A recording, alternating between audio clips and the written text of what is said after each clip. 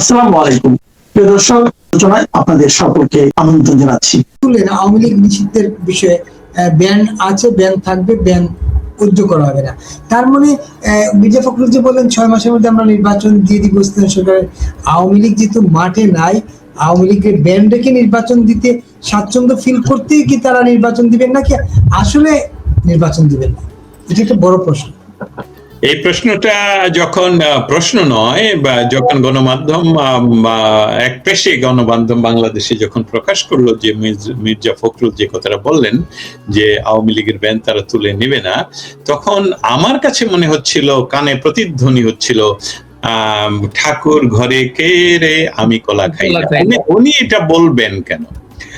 আবার আপনার একটা প্রশ্ন ছিল এই আলোচনার প্রারম্ভেই যে এটা কি মির্জা ফখরুলের কথা না বিএনপির কথা, যেটা শায়লা আহমেদ লোপা আমার সহ আলোচক বিশ্লেষণ করলেন।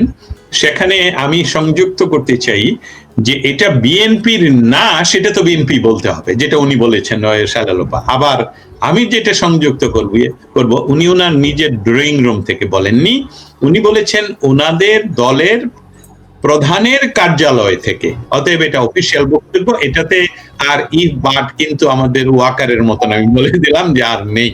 এটা বিএনপির বক্তব্য, এটা বিএনপির অফিস থেকে, অফিসিয়াল অফিস থেকে এসেছে। যেহেতু বিষয়টা হলো যে নির্বাচন বিমুখ রাজনৈতিক দল যে তারা, এটা তারা প্রমাণ করতো, আর প্রয়োজন অন্য কিছু টেস্ট করতে হয় না। কারণ যে জায়গাগুলোতে তারা প্রশাসক নিয়োগ দিচ্ছে তাদের নিজস্ব সেই জায়গার ক্যান্ডিডেটকে দিচ্ছে। অতএব তারা এটা পরবর্তীতে জাস্ট একটা নির্বাচনের নামে বা একটা কিছু করে বলবে ওনারা নির্বাচিত। সেই ফাঁকে হয়তোবা 1 বছর, 2 বছর, 3 বছর, 4 বছর ওরা এইভাবেই প্রশাসক থাকবে, যেটা আমরা ওনাদের আগেকার শাসনামলে দেখে এসেছি প্রায় সমস্ত জায়গায়। বহুজনকে আমি জানি যারা মেয়র ছিলেন, যখন বলি কোন সম্মান নির্বাচন করে না, আমি তো নিয়োগপ্রাপ্ত ছিলাম, এরকম অনেককেই আমরা জানি। সেটাই ওনাদের দুর্ভাগ্যজনক ভাবে সত্য আওয়ামী লীগের জন্য, যে আওয়ামী লীগ বাংলাদেশকে জন্ম দিল, এইভাবে যদি বলি ডিপ্লোম্যাটিক ওয়ার্ড বিহীন, বাংলাদেশের জন্ম দিল আওয়ামী লীগ। সেই আওয়ামী লীগ এবং বাংলাদেশের সর্বকালের সর্বশ্রেষ্ঠ বাঙালি বঙ্গবন্ধুর নেতৃত্বে জয় বাংলা স্লোগানের মাধ্যমে এই দেশ স্বাধীন হলো, তাকে আমরা হত্যা করলাম উইদিন 3.5 years। আচ্ছা, এটাকে বলা হয় এই জাতি হিসাবে আমরা বাংলা ভাষায় কৃতজ্ঞ, অকৃতজ্ঞ, কৃতঘ্ন শব্দটা রয়েছে, মানে উপকারীর অপকার করি আমরা, বঙ্গবন্ধুকে মেরে ফেললাম। আচ্ছা, তারপরে আসলো শেখ হাসিনা। শেখ হাসিনা অনেক বদনাম, দেশের তো উন্নয়ন উনি করেছেন, কেউ অস্বীকার করে না। আমি শেখ হাসিনা সরকারের আমলের কোনো আমলেই আমি বাংলাদেশে যাইনি, কিন্তু বাংলাদেশ থেকে এখনো পর্যন্ত যারা শাসন করে তারাই, তাদের প্রতিদিনের কথাই বোঝা যায় যে শেখ হাসিনা সরকার এমন কোন সূচক নেই যেই সূচকে উনি উন্নয়ন করেননি। সেই আওয়ামী লীগকে ঠেলে ফেলে দিয়ে তাকে কি একটি ট্যাগ লাগিয়ে দিলেন, সে ফ্যাসিস্ট। 18 মাসের ফেসিজমের সাথে যদি 18 বছরের ফেসিজম তুলনা আপনারা না করেন, না দেখান, চার্ট গুলো না দেখান, তাহলে কে বড় ফেসিস্ট সেটা? এটাই হলো আওয়ামী লীগের দুর্ভাগ্য, যে আওয়ামী লীগ বাংলাদেশের জন্য কাজ করে তারা পিছু হটে যায়, তাদেরকে গালি খেতে হয়, তাদেরকে এমনকি তাদের জীবন রক্ষা করতে তারা যেটাকে আত্মগোপনে যেতে হয়। তার অর্থটা কি দাঁড়ালো? বাংলাদেশে যত বাংলাদেশ বিরোধী, আবার রিপিট করি, বাংলাদেশ বিরোধী ষড়যন্ত্র হয়, সেই ষড়যন্ত্রের সাথে 71-এর পরাজিত সমস্ত শক্তিগুলো একত্রিত হয়ে পড়ে। 71-এর পরাজিত শক্তিগুলো কারা? পাকিস্তান, মার্কিন, চীন, বাংলাদেশের জামায়াতে ইসলামী সহ Al-Badr, Al-Shams, Razakar and all auxiliary force Pakistani. এই সব একত্রিত হয়ে কি করে, সেটার বেনিফিশিয়ারির যে একটা প্ল্যাটফর্ম বাংলাদেশ তৈরি করে রাখছে জিয়াউর রহমান, সেটার নাম হলো বাংলাদেশ ন্যাশনালিস্ট পার্টি। তাদের হাতে ক্ষমতাটা উঠিয়ে দেয়, তারা বাংলাদেশটা নির্বাচনবিহীন চালায়, তাদের ইচ্ছা মতো চালায়। সেখানে কোনো লজ্জার কারণ নেই, সেখানে আন্তর্জাতিক ভাবে দেখুন আমি আমি আপনার প্রশ্নের জন্য এটা আসছে। আমি লক্ষ্য করে দেখলাম যে গত 15 বছরে বাংলাদেশে যত আমেরিকান রাষ্ট্রদূত নিয়োগপ্রাপ্ত ছিলেন তাদের একজনও আওয়ামী লীগের বন্ধু নয়, কিন্তু একজন আওয়ামী লীগের বন্ধু নয়। এমনকি এখন যিনি ইয়াতে গেলেন, যেটা রাষ্ট্রদূত হয়ে গেলেন, তিনিও কিন্তু দেখেন বিএনপির প্রচন্ড সহযোগী, জামায়াত ইসলামের সহযোগী, এনসিপির সাথে পার্টি করে, কিন্তু উনি আওয়ামী লীগের বন্ধু নয়। এইটা কিন্তু আমি ওয়াশিংটন ডিসি থেকে এটা চিৎকার করছি 18 মাস ধরে, যে আওয়ামী লীগের এই রাজনীতিটা যে ডিপ্লোমেসিতে তা আমরা এত দুর্বল যে এদের 15 বছরে একজন অ্যাম্বাসেডারকে আমি দেখলাম না যেটা তারা আওয়ামী লীগের প্রশংসামূলক কথা বলে। আমি এখান থেকে ভিডিও পাঠাতে পারবো আপনাকে, যারা তাদের অন্যান্য সেমিনারে যারা বাংলাদেশ বিরোধী, জামাতের কথা বলি, মুনার কথা বলি, এমনকি বিএনপির কথা বলি, তাদের সেমিনারে গিয়ে তারা বলে 15 বছরের গণতন্ত্র আপনারা ফিরিয়ে এনেছেন আমাদের সহযোগিতায়, আপনাদেরকে ধন্যবাদ। এর ভিডিও আমার কাছে আছে। অতএব আওয়ামী লীগ একটি দল যেটা গণমানুষের জন্য কাজ করে, এবং কাজ করে এমন বুলডোজার ভাবে যে সে হয়তো বা ভুলে যায় যে এখানে অন্য একটা পলিসি আছে, যে পলিসিটা হলো যত বড় ভালো কাজই করি না কেন, এখানে যেমন উদাহরণটা হলো আপনি কিন্তু খাঁটি সোনায় কিন্তু অলংকার তৈরি করতে পারবেন না, আপনাকে খাদ মিশাতেই হবে, এবং খাদ না মিশালে সেটা টিকবে না। অতএব আওয়ামী লীগকে ডিপ্লোমেসিটা স্ট্রং তাদের আন্তর্জাতিক, যাতে তাদের প্রশংসা বাহির থেকে আসে, বিএনপি সেটাকে ব্যবহার করে। অতএব রাজনৈতিক ভাবে যে বিষয়টা তারা করবে, তারা কেন যাবে? আমি আপনাকেই জিজ্ঞেস করি, বা আপনার মাধ্যমে আমাদের বিজ্ঞজন যারা শুনছেন তাদেরকেই জিজ্ঞেস করি, কোনো কারণ আছে কি তাদের নির্বাচনে যাওয়ার? প্রশাসক নিয়োগ থাকবে, আওয়ামী লীগ নিষিদ্ধ থাকবে। একটি কথা আমি এখানে ইয়ার সাথে সম্মানের সাথে আমার সহ আলোচকের সাথে আমি দ্বিমত পোষণ করি যে আওয়ামী লীগকে নিষিদ্ধ ঘোষণা রেখেছে বিএনপি, এটা নয়। আওয়ামী লীগকে নিষিদ্ধ করেছে ডক্টর ইউনূস। তাদের একটি সুযোগ, বিএনপির একটি সুযোগ তৈরি হয়েছে প্রমাণ করার যে ডক্টর ইউনূসের সাথে আমাদের ডিস্টেন্স হলো, আমরা গণতান্ত্রিক দল, ডক্টর ইউনূস একটা অগণতান্ত্রিক ছিল, এবং আমরা এখানে গণতান্ত্রিক ভাবে সমস্ত সবার জন্য উন্মুক্ত করে দিচ্ছি, রাজনীতি করুন, আসুন আপনারা আমাদের রাজনৈতিক চ্যালেঞ্জ গ্রহণ করুন। সেটা তাদের সুযোগ। এখনো 30 দিন হয়ে গেল, হয়তোবা দ্রুততম সময়ে এটা তারা করবে, সেই আশা আওয়ামী লীগের বহু মানুষ করেছিলেন, তাদের স্বপ্ন ভঙ্গ হচ্ছে।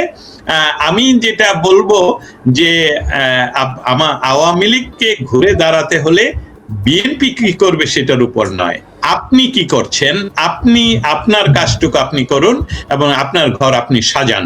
তা না হলে বিএনপি যে অবস্থাটা তারা করে রেখে গেছে ডক্টর ইউনূস, সেটা থেকে তারা নিষ্কৃতি আপনাদেরকে দিবে না, যেটা বারবার প্রমাণিত হচ্ছে। এমনকি আজকে মির্জা ফখরুল যে কথা বলছে যে আমি কলা খাই না, এটাই আসলে সত্য কথা, এবং এটা বিএনপির কথা, আবারও বলছি। ধন্যবাদ। একেবারে সঙ্গে থাকুন। তাইলে শের আহমেদ লুপা, তাইলে বিএনপির এখন মাথা ব্যথার কারণ আওয়ামী লীগ নাকি? যে আওয়ামী লীগকে বাদ রেখে যদি নির্বাচনটা করা যায় তাহলে হয়তো আমরা নির্বাচন করব, এবং বিএনপি এবং ফখরুলের ভাবনা একই রকম কিনা, যে আওয়ামী লীগের বাদ রেখে নির্বাচন করব?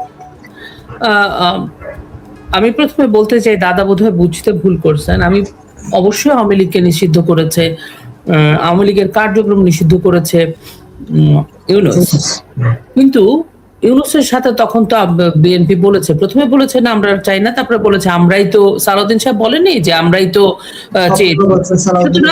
এই নিষিদ্ধের প্রক্রিয়াটা আসলে শুধু ইউনূস যারা সবাই ছিলেন, ওনাদের সাথে যারা আছেন এখন যারা বেনিফিশিয়ারি তারা সবাই ছিলেন, যে আওয়ামী লীগের মতো একটা রাজনৈতিক দলের কোনোভাবেই যেন নির্বাচনে অংশগ্রহণ করতে না পারে। কারণ ওনারা জানতেন যে এই রাজনৈতিক দলটা যদি নির্বাচনে অংশগ্রহণ করে, এই ধরনের একটা নির্বাচনে হয় 12 ফেব্রুয়ারিতে যেটা হয়ে গেল, যদি মার্কাটা থাকে নৌকা, তাহলেই সিচুয়েশন ভিন্ন হয়ে যাবে। সেই জন্য এই প্ল্যানটা আসলে ইউনূসকে আমরা বলি, কিন্তু এটাতে ওনারা সবাই সামিল ছিলেন। যদি না থাকতেন তাহলে সালাউদ্দিন সাহেবও বলতেন না, বা এখন এসে ওনারা বলতেন যা হবার হয়েছে অতীতে, এখন আমরা একটা শুদ্ধ রাজনীতি চর্চা করতে চাই, যেটাতে বাংলাদেশের মানুষ সাফার করবে না, যেটাতে সমকল রাজনৈতিক দল থাকবে।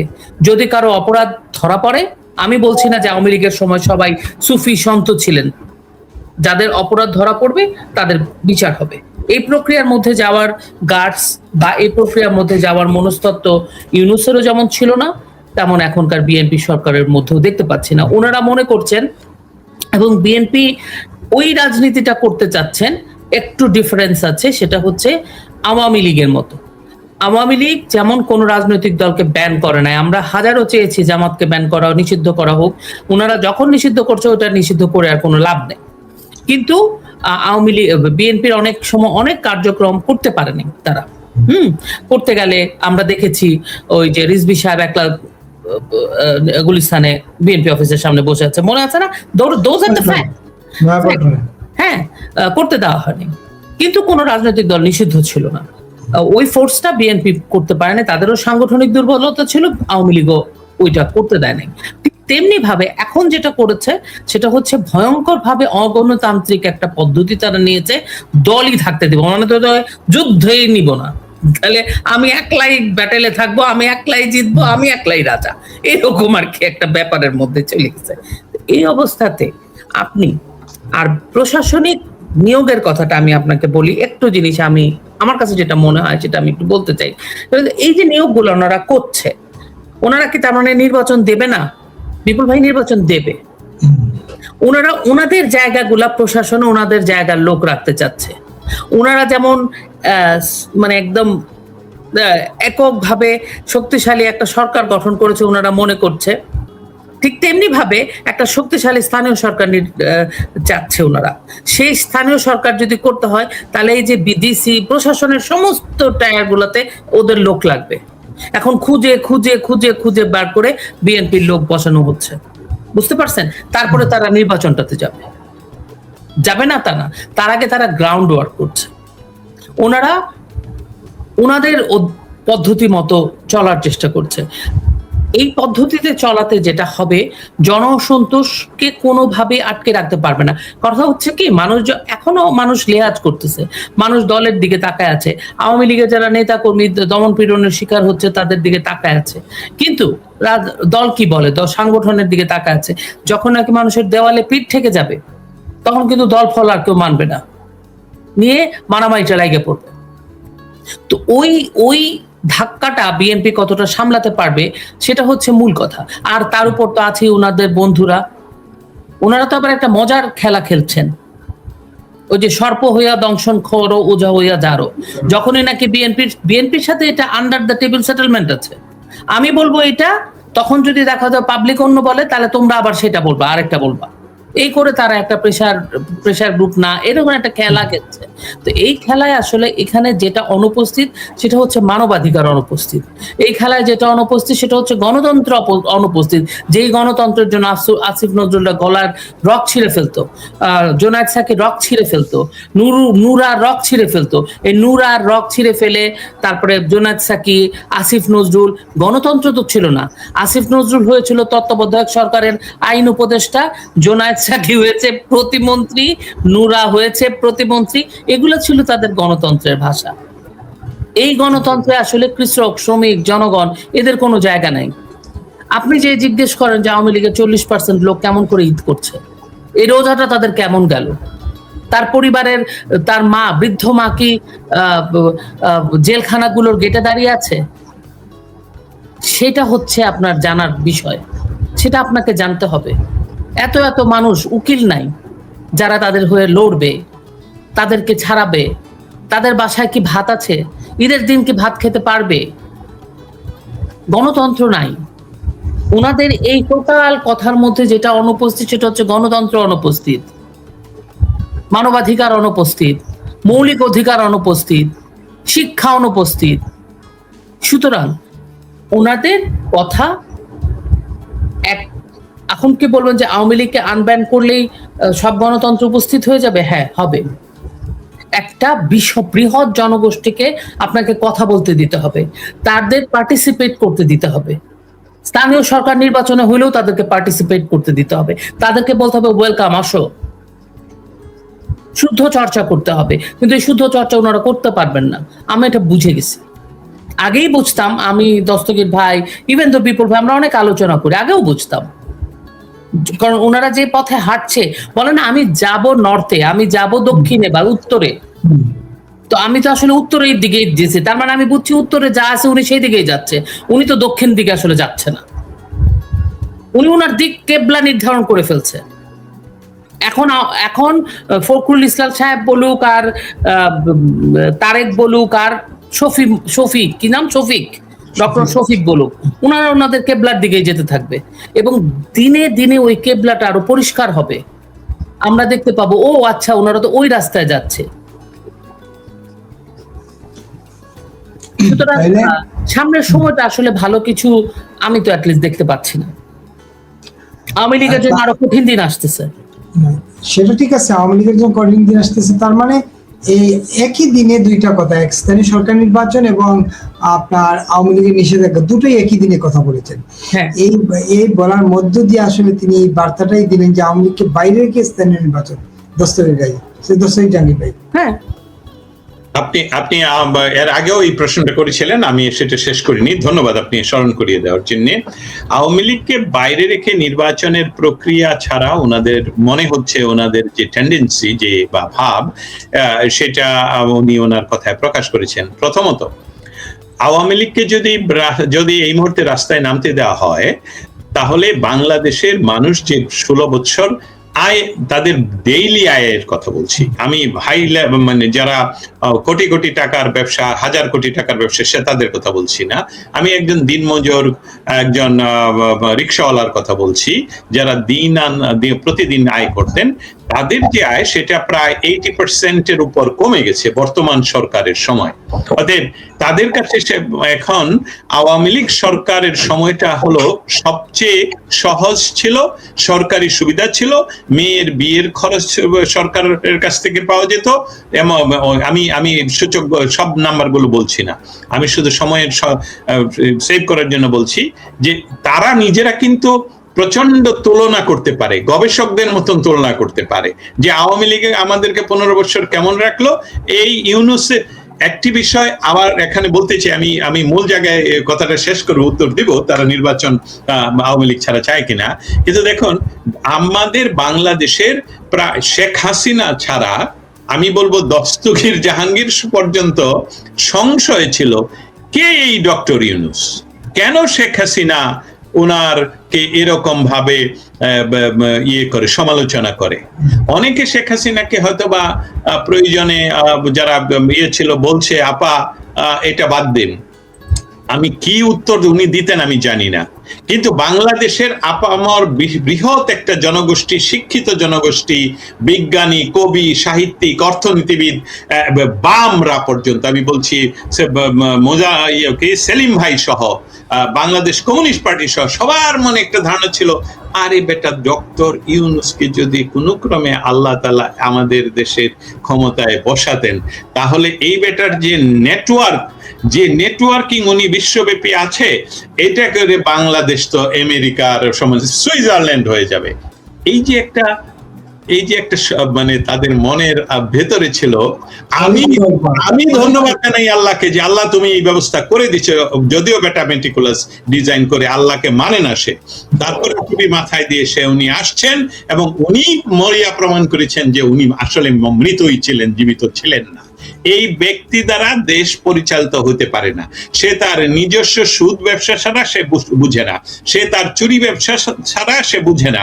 সেই ছোটকালে শিশুদের ম্যাগাজিন চুরি করার ইতিহাস উনি ওনার বা নিজের বই লিখে গেছেন। অতএব এই ক্রিমিনাল মাইন্ড লোকটাকে ক্ষমতায় আল্লাহ নিয়ে এসেছেন মানুষকে দেখানোর জন্য, হে বাঙালিরা, তুমি তোমার সর্বকালের সর্বশ্রেষ্ঠ বাঙালিকে অপমান করে যে ব্যক্তিটাকে পূজা করছো, সে আসলে বলছে যে তোমার বাড়ির পাশেও যে আছে তুমি তাকে কি করতে পারছো। এটা হলো গৃহযুদ্ধের উস্কানি। এটা রাষ্ট্রীয় আন্তর্জাতিক আমরা যারা টার্মিনোলজি ব্যবহার করি তারা জানি যে এটা সরাসরি একটা গৃহযুদ্ধের উস্কানি, এবং শুধু এই উস্কানির জন্য অ্যাটেম্পট টু মার্ডার হতে পারে, উস্কানি হতে পারে, হোয়াটএভার, অ্যাটেম্পট টু জন্য ওনাকে দায়ী করা যায়। রুয়ান্ডাতে একজন শাসক এইভাবে এই শব্দ ব্যবহার করে ইয়েগুলো করেন, সেখানে রুয়ান্ডাতে যে গণহত্যা হয়। আর উনি এই শব্দগুলো কিভাবে ব্যবহার করলেন ডক্টর ইউনূস? কারণ ওনার ব্যবসা কিন্তু আমেরিকায় নয়, ওনার ব্যবসা কিন্তু ইউরোপে নয়, ওনার ব্যবসা হলো রুয়ান্ডাতে, বাংলাদেশে, এরকম জায়গায়। আর আমেরিকা ইউরোপে উনি কি, এখানে উনি ভিক্ষা করেন। ওনার নেটওয়ার্কটা হলো যে ভাই আমি গরিব উদ্ধার করতেছি, তোমরা আমারে টাকা দাও। 1 টাকা দিলে উনি 200% সুদে সেই ব্যবসাটা সেখানে করেন। সেই ডক্টর ইউনূস যখন ভারতের একটা বিষয় ঘটলো, আমি যেহেতু ডিপ্লোমেসি নিয়ে কাজ করি এই জন্য শব্দগুলো চলে আসে, ইনফরমেশন গুলো চলে আসে।